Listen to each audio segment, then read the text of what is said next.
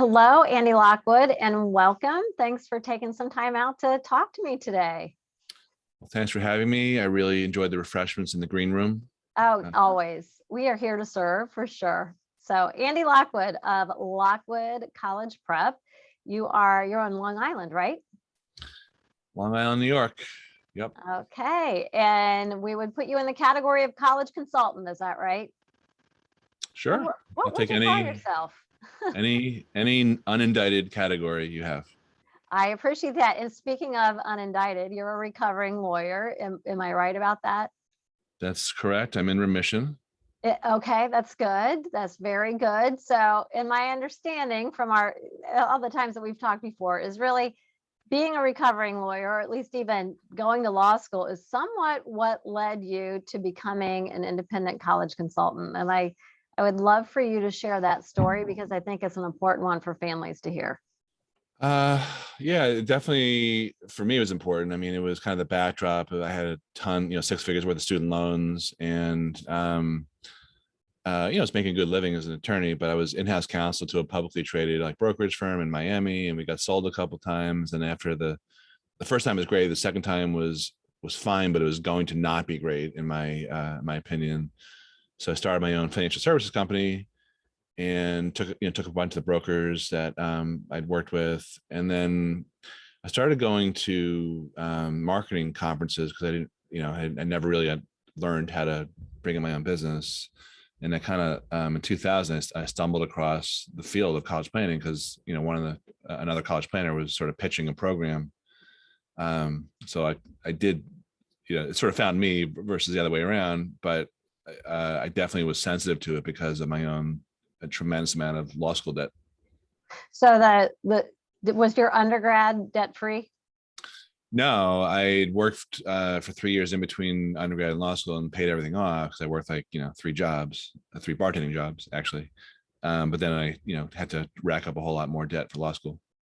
And I know we're not really here to talk about your career path as much, but I want to hear about what was your undergrad major, and you can share where you went if you would like, but what was sort of that path to becoming a lawyer before you decided that it wasn't for you?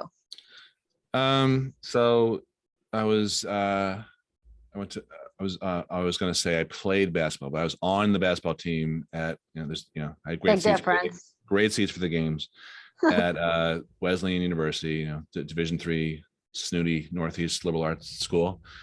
And I always kind of knew I was going to go to law school, not because I wanted to be an attorney necessarily, but because I wanted to be self-employed, and I knew that was good training for that. So I always had the sense that I was unemployable, but I did not want to get an MBA because I, didn't want to spend a lot of time crunching numbers and doing spreadsheets and things that I imagined MBA students had to do a fair amount of. So I always kind of knew I was going to go to law school and practice law, but not necessarily be a lawyer the rest of my life because I wanted to do my own thing. Okay, so law school with the intent of a skill set, an advanced degree, but heading somewhere else. Who do you think? You worked with a ton of lawyers. I'm just curious, like, who do you think law long term is a good fit for? Who? Yeah. Good point. A lot of people, I mean, it depends on the field you go into, because it's so diverse. I think intellectual property is great because there's so many advancements in the sciences. I think a lot of STEM kids would do really good, do really well going to law school. It's not like there's going to be fewer regulations, in 10 years than there are now. I think if I had to guess, or the tax code is going to be more simple in 10 years, compared to now. Right. So I think it's a growth field for better or for worse. Yeah. So you pivot, you go financial planning, and then you get into this field of college planning. So share with families, because that's who we're really talking to today, is families with teenagers or even young adults. Some of them are already in college. As you created Lockwood College Prep, what would you say is your overarching end goal when working with families? I mean, it took me a while to realize this because my things changed for me as I got exposed to more and more, things and ways that people engage in this field. So initially it was, we were just focused on the finances, trying to help people avoid the debt and the stress that I went through. Then pretty soon after that, we started doing college advising, because in the beginning I figured, you know what, I'm a money specialist. I can network with other college advisors and they can refer people to me and I can refer people to them. This may not surprise you, but virtually none of the other college advisors provided any type of leads because they were struggling with their marketing. No one really knows. You never taught really how to market your services in any field, let alone college advising. So I was like, all right, I'll just do my own thing. I'll just learn how to do all the marketing myself. So so I became really good at that. That was actually a big game changer for us. And then I started, I continued going to conferences, and I can't remember what year it was, but it's probably 7 years ago, I guess, where I went to a conference where I met you guys at Leap. Yeah. And your other company, I guess.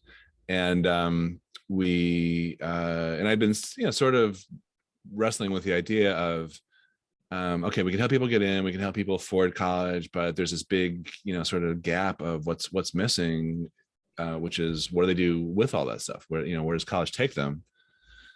So after going through your process, my wife Pearl and I, we decided to engage with you guys to help us with the career advising for our students as early as 10th and 11th grades. And but the reason for that was it allowed us to sort of shift the focus in a way that from a marketing standpoint, number one, was much different than virtually all of our fellow college advisors in the New York area, and there's plenty of them. Definitely different than high school guidance counselors, which sort of like shooting fish in a barrel to differentiate yourself. Yeah, I talk for a second about how I would love for you to kind of explain, in your view, how the independent advisor really differs from the high school advisor, like what value you're adding. Well, I mean, in terms of the the conversation I have with the families and complaints I hear from them, and these are families who send their kids to public school and to private schools. We just got hired a couple months ago from a family, very affluent, like huge donors to Yale and other educational institutions. They built a building for them. They send their daughter to a $70,000 or $60,000 a year prep school, and every one of those kids, I think, at that prep school practically has at least one private college advisor. And I think for us, the big the reason for that, what we provide that they can't get at private school or public school, is one-on-one attention, unbiased. Because a lot of the college advisors in private high schools and guidance counselors at public schools have other agendas that may overlap, but sometimes differ from, in terms of what schools to steer kids to. Like I started to say before, that very, very rarely will they help kids figure out why they're going to college and what the return on investment is going to be hopefully for the family, and being, launching them for success after college. Right. So that's the type of language and discussions we have, which is, again, number one, from a marketing standpoint, is a much different conversation. Number two, from a value standpoint, I think, working with you guys and offering that ability to, help them position for success after college, the next 40 years, not the 4 years of college, is so much more valuable than anything they can really get anywhere. So I think really like that. It helps with the, charging very high fees too. I mean, just to be totally blatantly capitalistic about it. Yes, you do charge very high fees, don't you? and some would say exorbitant. Yeah. Yeah, you're offering a huge value though. So as you go about working with these families, I know you've developed what you call your 4P framework. So I'd love for families to hear, like, when they're doing college planning, whether they're working with Lockwood or trying to go at it on their own or using somebody else, what do you view the 4 pillars or the 4 Ps that families should go through? And obviously you've given us some keywords, but I want you to share a little bit about your 4 Ps, because I think they can be beneficial for any family that's in this college bound phase. Yeah. So that stands for plan, path, position, produce. So plan means backward planning. And specifically with us, it's, working with you and Julie, our fabulous, spectacular career Yes. advisor, and helping uncover how each child is wired and what that could translate into in terms of places in the world where they could, love what they do and make a living, basically. And then from there, backing into the second P is path, backing into a set of colleges that is, reputable across this, a cluster that we help them work on as much as possible. And and then also for traditional college advising, considerations like small, medium, large, East Coast, West Coast, Right. important things like, do you like the mascot and the hoodies and all these things, all these reasons that people choose colleges. Are the buildings pretty? Yeah, I love that one. Probably hear that one several times a week. I didn't like I hear that one a lot, but I feel like I hear it more on the early end of planning. And then I do feel like kids start to grow out of that the deeper they get into their planning.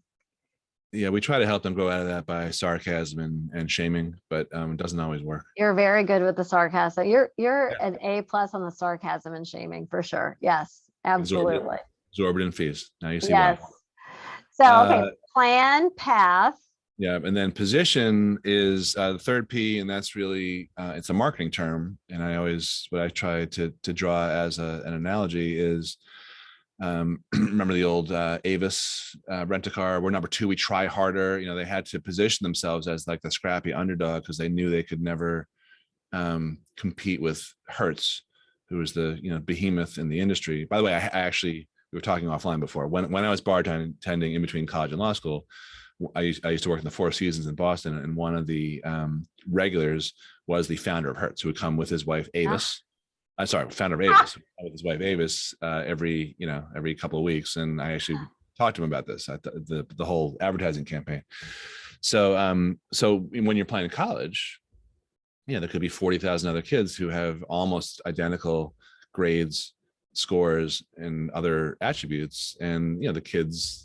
The student's job is to say, well, this is why you should consider me compared to these other, 30, 40,000 applicants.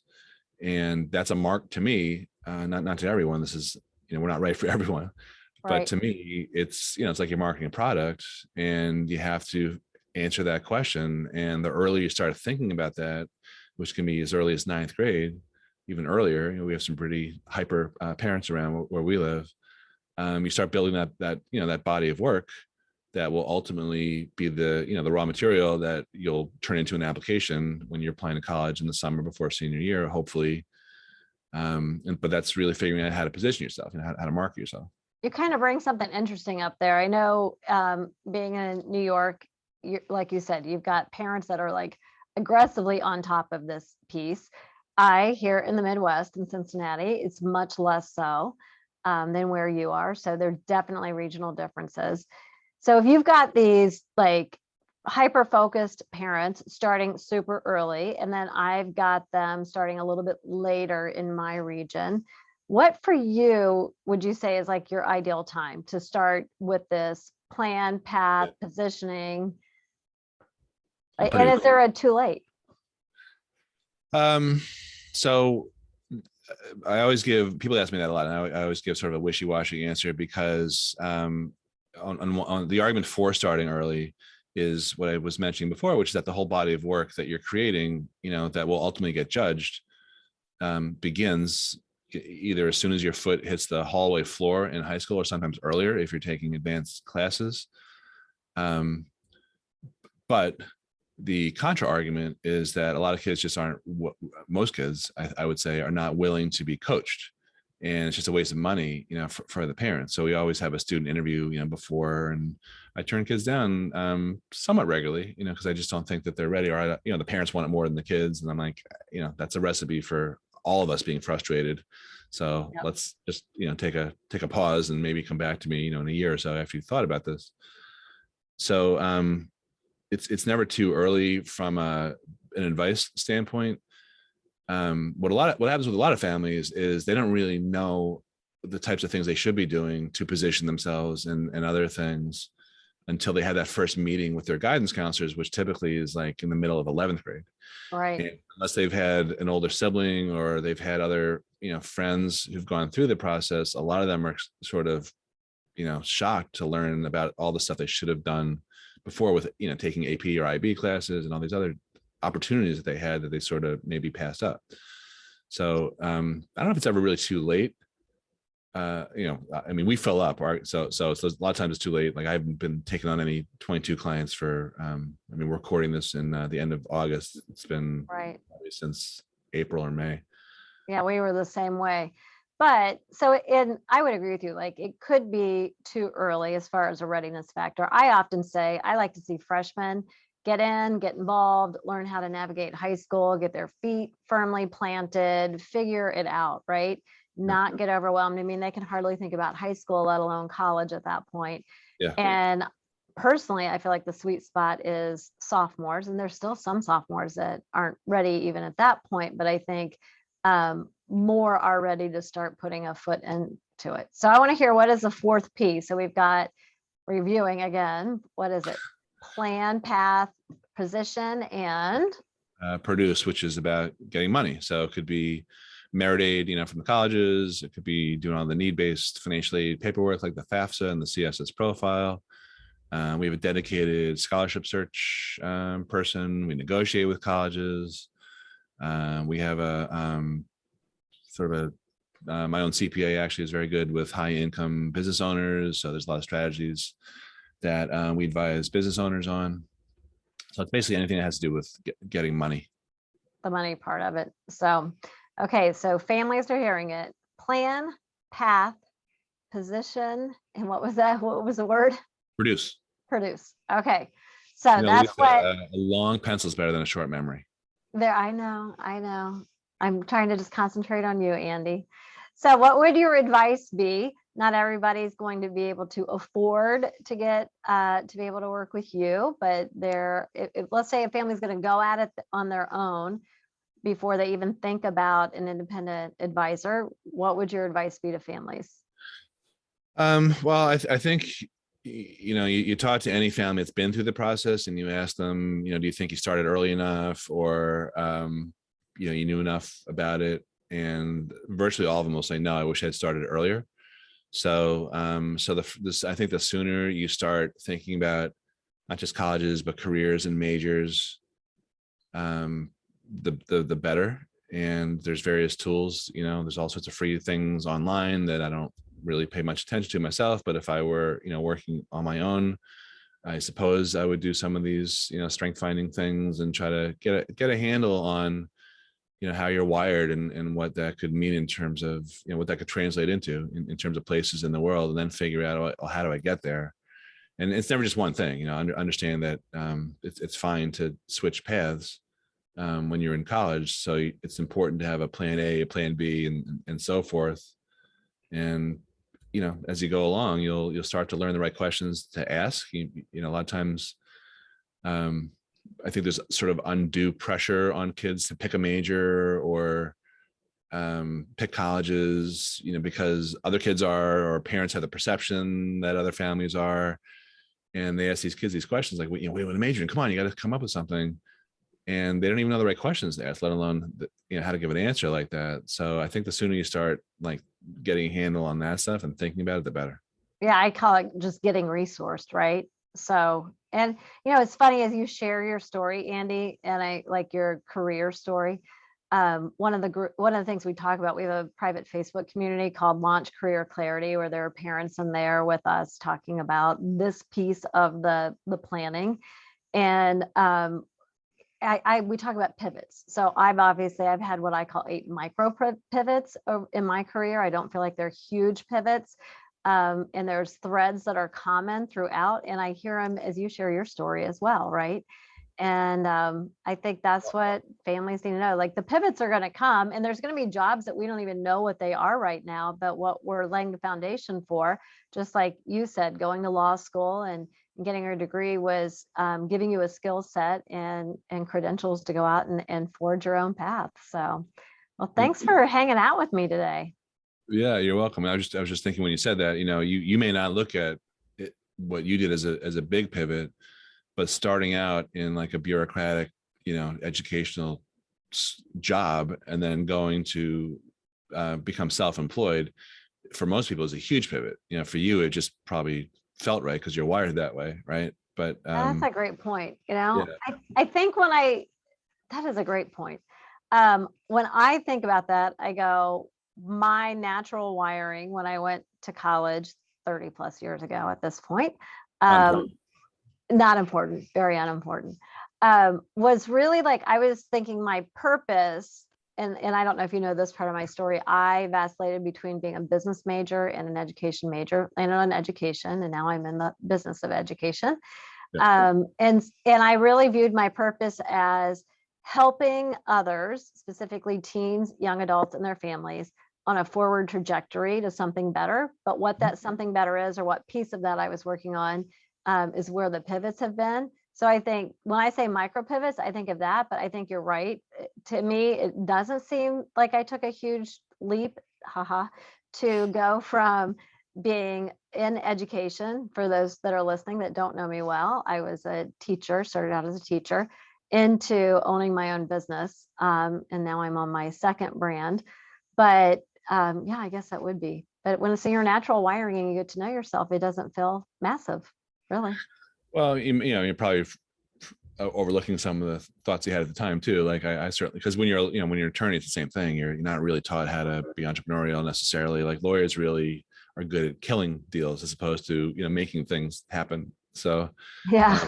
but I think the other point I wanted to make is that I think that for any families with young kids paying attention to this, I think